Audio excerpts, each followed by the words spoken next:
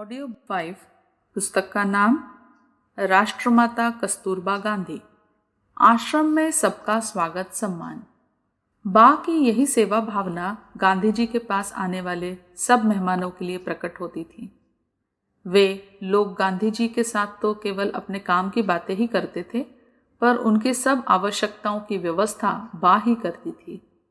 कोई भी परिचित या अपरिचित व्यक्ति आश्रम में आए, बा उसका स्वागत बड़े प्रेम से करती। कहाँ से आए हो? सीधे यहीं आ रहे हो? खाना खाया या नहीं? गाड़ी में बहुत तकलीफ तो नहीं हुई? ऐसी सभी छोटी बड़ी बातें वह पूछ लेती और जिसने खाना न खाया हो तो उसकी व्यवस्था करती। आश्रमवासियों से भी वे प्रायः पूछती रहती, खाना तो तुम्हें पसंद पड़ता है ना? देखना कोई तकलीफ न उठाना, किसी चीज़ की ज़रूरत हो तो मुझसे कहना। मेहमानों की व्यवस्था करने में बा गांधी जी के नियमों को भी ढीला कर देती थी।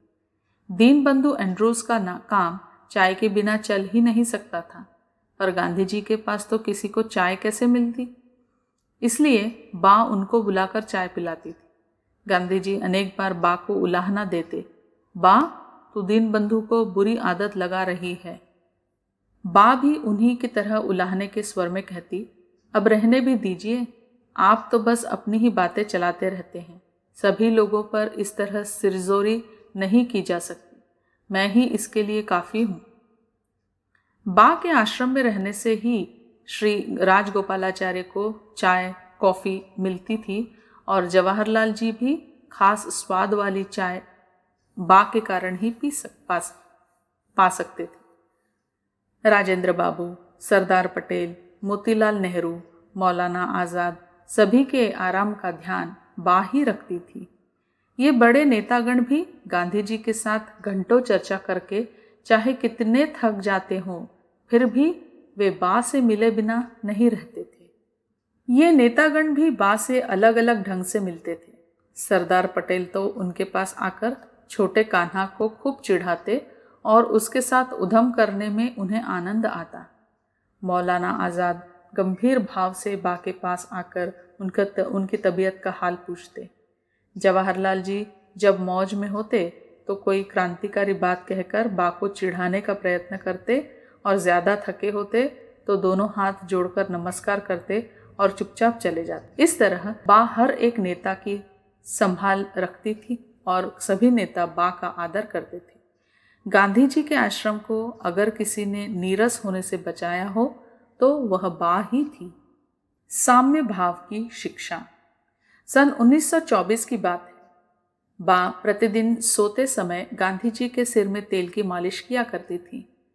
एक रात को वह कुछ देर से आई तो उन्होंने देरी हो जाने का कारण पूछा और कहा, तेरे पास अगर काम ज़्यादा था तो किसी दूसरे से तेल मलने को कह देती। बा बोली, सबको खिलाकर मैंने खाया, फिर बर्तन साफ किए। उसके बाद बम्बई जाने वाले रामदास, गांधी जी का तीसरा पुत्र, के लिए रास्ते का खाना और 2-4 दिन का नाश्ता बनाने बैठ गई, इसीलिए आने में देर हो गई। दूसरा ऐसा कोई दिखाई नहीं दिया जिसे तेल मलने का काम सौंप देती। गांधी जी बोले, तुझ पर काम का बहुत बोझ रहता है, यह सब तू कब तक चला सकेगी? मेरे लिए भी नहाने और खाने पीने की व्यवस्था तू ही करती है। मेहमानों की आवभगत की जिम्मेदारी भी तुम ही पर होती है और मेहमान तो अक्सर आते ही रहते हैं। कपड़ों के लिए सूत काटने का भार भी तूने अपने सिर पर ले रखा है।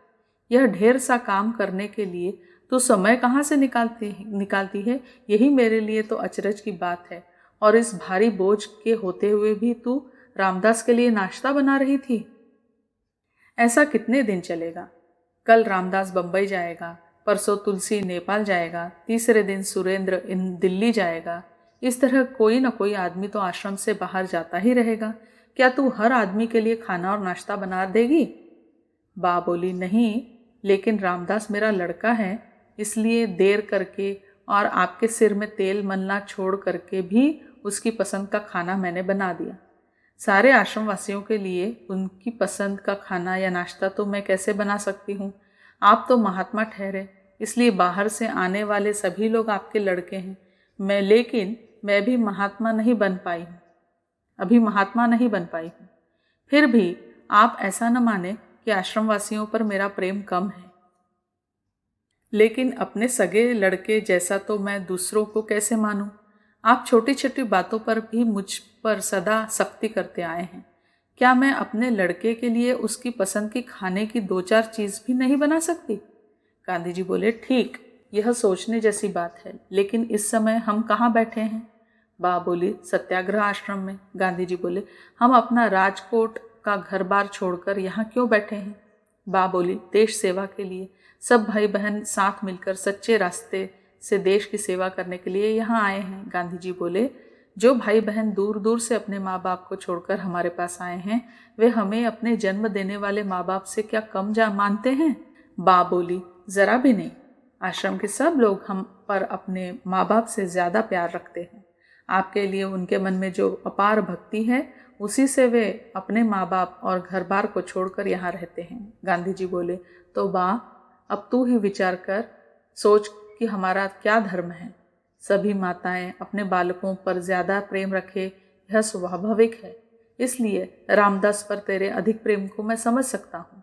और अगर हम राजकोट के अपने घर में होते तो हमारी समूची जायदाद और संपूर्ण प्रेम के भागीदार रामदास, देवदास आदि हमारे लड़के ही होते।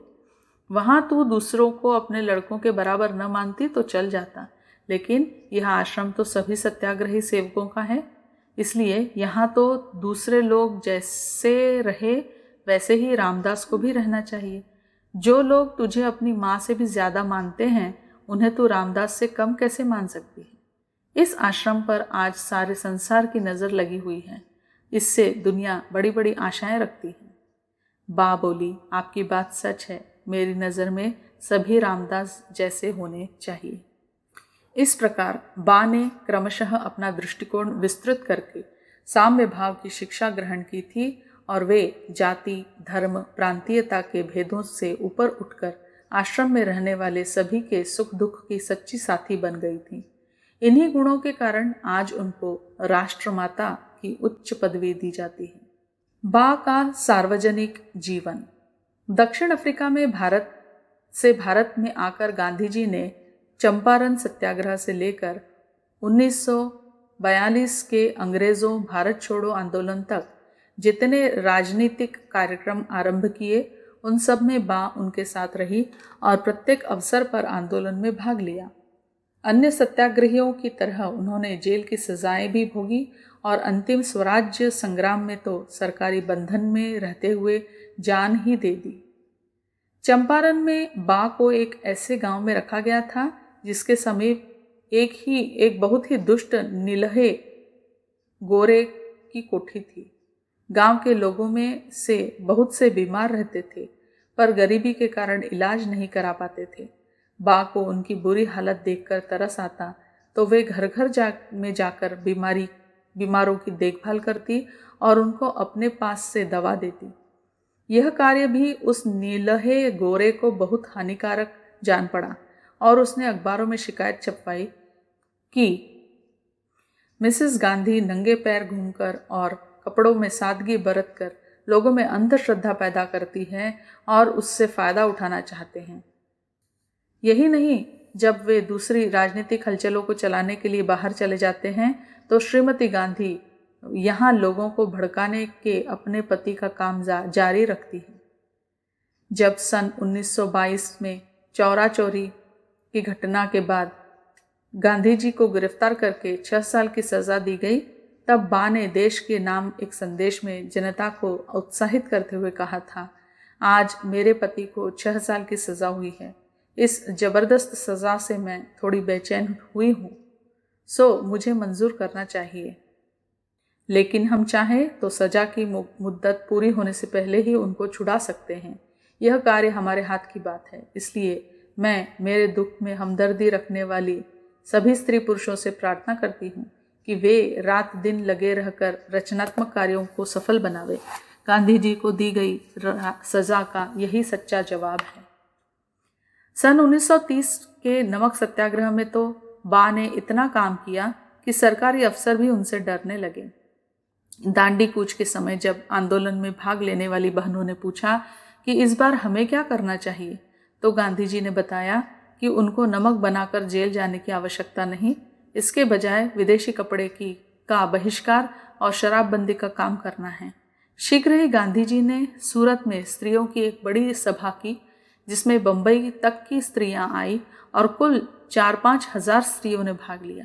उस अवसर पर स्त्री स्वराज्य संघ की स्थापना की गई और जिले भर में विदेशी वस्त्र बायकॉट और शराबबंदी के लिए स्त्रियों की छावनियां कायम की गई। इसके बाद समस्त कार्य का भार बा और मीरा बहन पर छोड़कर गांधी नमक सत्याग्रह का संघर्ष करने आगे चल दिए।